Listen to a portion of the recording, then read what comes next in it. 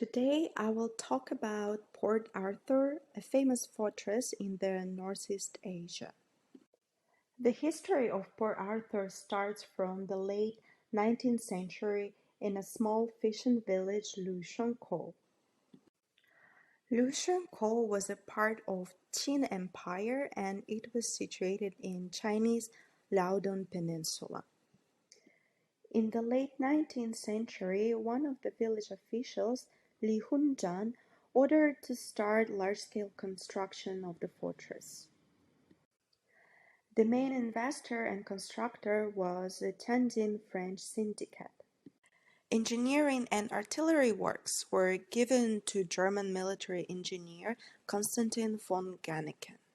More than 4,000 people were involved in construction, and the work was completed by 1892.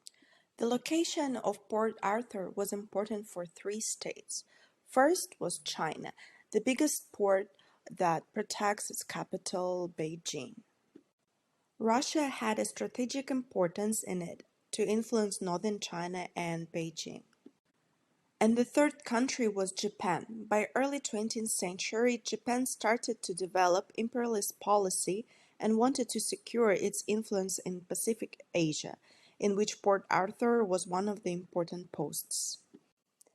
In November 1894, Japan conducted a special operation to occupy Lushunkou.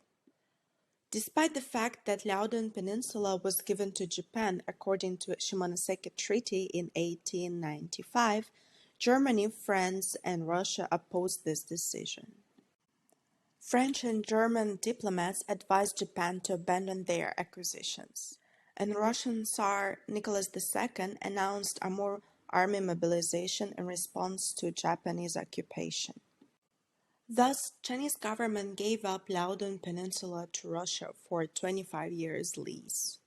Immediately, Russia started to draw up military forces and strengthen Navy base in Port Arthur, which stipulated the future conflict with Japan.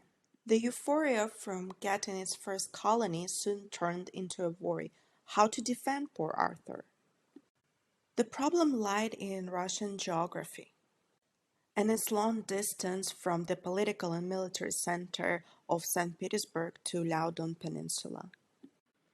To transport the required ammunition, artillery, and manpower, which was required to send through railway along the whole Russia up to Vladivostok.